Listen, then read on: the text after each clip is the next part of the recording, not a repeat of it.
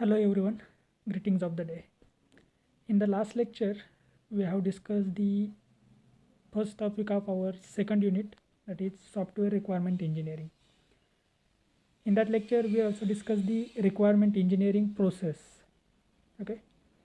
Today we are going to discuss another topic, that is user requirement and system requirement. So under this topic, we are going to discuss different topics like software requirement.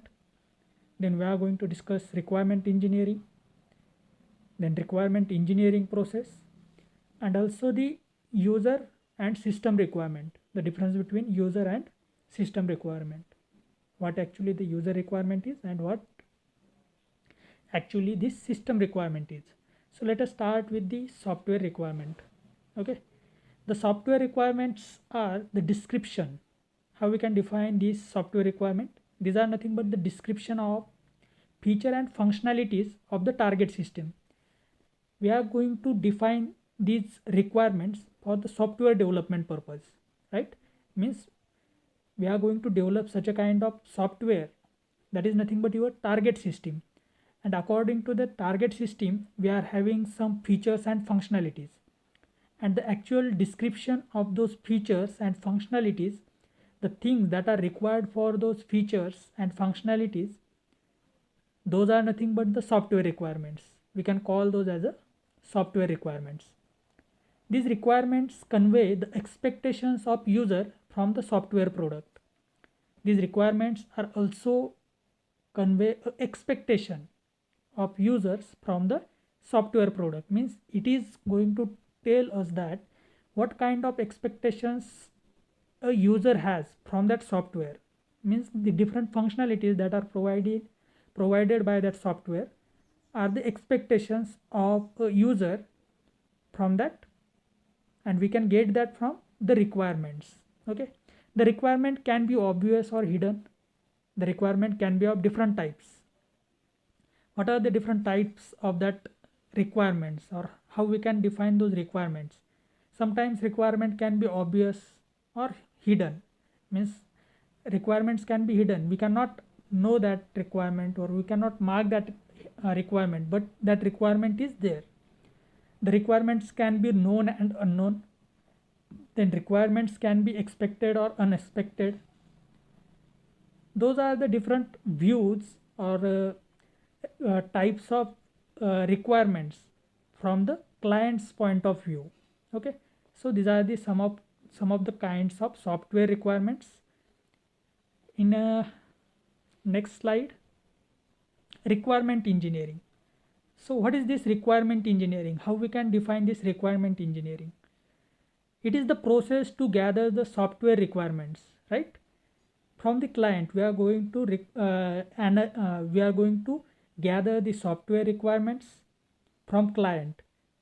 It is not sufficient that only gather the requirements. It is very important in requirement engineering to analyze and document them as an or in a document. The process to gather the requirement engineering can be defined as it is the process to gather the software requirements from client and analyze and document them is known as requirement engineering.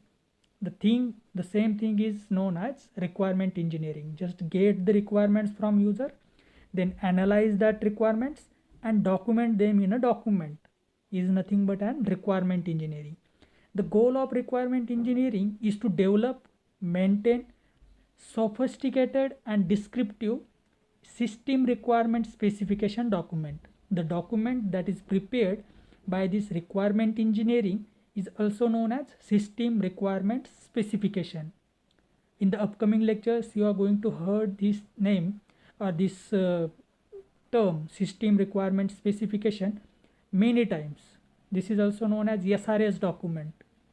This is commonly known as SRS document. It is very important. The document that we have prepared from this requirement gathering and analyzing those requirements and prepared one document, that document is nothing but this system requirement specification.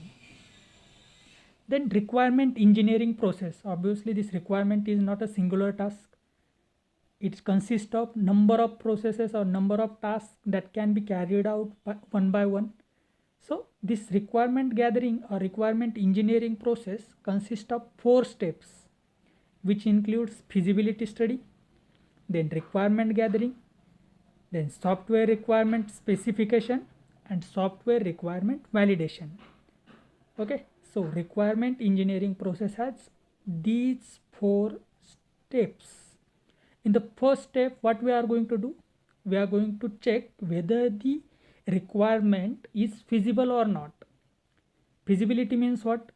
The feasibility study. Feasibility means what? That whether we can implement that thing or can't implement that thing.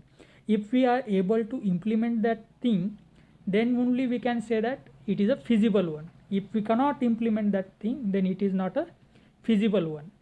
So it is very important before gathering the requirements, we just having the general requirement from the customer. So we just have to think whether that thing can be implemented or not, whether the problem is feasible or not. If it is feasible, then only we are going to cover the upcoming steps of the requirement engineering process. If it is not feasible, then we cannot solve this problem and we cannot move further from the first step. So feasibility study is very important. And if we don't cover this step, sometimes what happened at the end of project, we will come to know that this system is not feasible and we cannot implement it. So it is very important that at the starting of your requirement engineering process, you should check whether the system is feasible or not. After the feasibility study passed, we can get to the second step. Second step of this process is requirement gathering. In this requirement gathering, we are going to gather the different requirements that are required to fulfill the problem. All the requirements can be gathered with the help of customers' communication. Now we can get all the requirements, we can get all the things that are required for the problem solution. Then third stage is the software requirement specification. From the gathered requirement, we are going to analyze those requirements and we are going to document it with the help of this software requirement specification document. Okay, now we are having all the SRS document with us. In that we all have mentioned the requirements that we need to perform or to solve this problem. At the next stage, we are going to software requirement validation. We are going to perform the last step of your requirement engineering process is software requirement validation. What we are going to do in this stage, we are going to validate all the requirements that we have mentioned in SRS with the customer, right? With the customer, we are going to validate all those requirements so that we can start working on these requirements. And if we don't validate, then again it may happen that the customer's requirement are different than the requirements that you have gathered, and your project may not meet to the customer's expectations. So it is very important that after the SRS preparation, you should validate those requirements with the customer. So next is that is requirements can be divided into 2 important classes. The requirements that we are having, that can be, in the previous slide we already have discussed, that can be of different types. So we are also having different types like user requirements and system requirements. So let us see what is user requirement and what is system requirement. So user requirement. The user requirements are the statements narrated by the customer in simple natural language and with some useful diagram. Means we are going to narrate a customer's requirements in a statements that he wants this thing. He wants to jump from this point to the this page to the this page on clicking on this button. So these are the some user requirements. The customer describes what services the system should provide and the constraint on the operation and functions of the system. Means this user requirement, customer can describe the different services that are provided into the product or into the software and the different constraints and the different operations and functions of the system. The reader of these user requirements are interested only in identifying the detailed requirement. The user requirements are there and the readers of these user requirements are only interested in identifying the detailed requirement from the user. Means by using this user requirement, the reader will read these user requirements and try to find out the detailed requirement from the user. From those user requirements, a user or the reader will find out the detailed requirement from the user, that what facilities of system should be provided to the end user. So these are user requirements. Then second is system requirements. These system requirements are more detailed, descriptive of the software system's function, then services and operational constraints. The system requirements are more detailed one.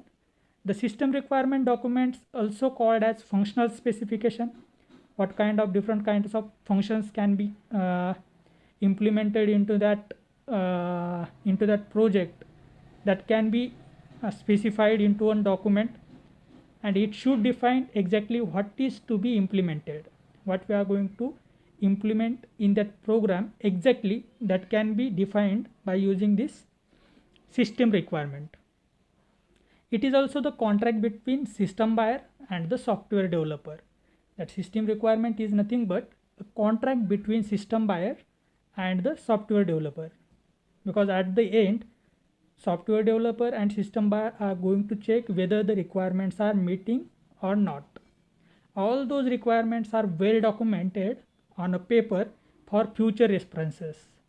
All those requirements, all those system requirements are going to be well documented on a paper for future references. Then the reader of system requirements need to know more precisely what the system will do. The reader of this system requirement need to know the more precisely what the system is actually going to do. Okay, so these are the system requirement. We are having with us user requirements and system requirement. Actually, if you understood this, the system requirements can be getting, we can get it from the user requirements only, right? So these are the things. So today we will stop here. In today's lecture we have discussed the user requirements and the system requirements. In next lecture we will discuss the another topic.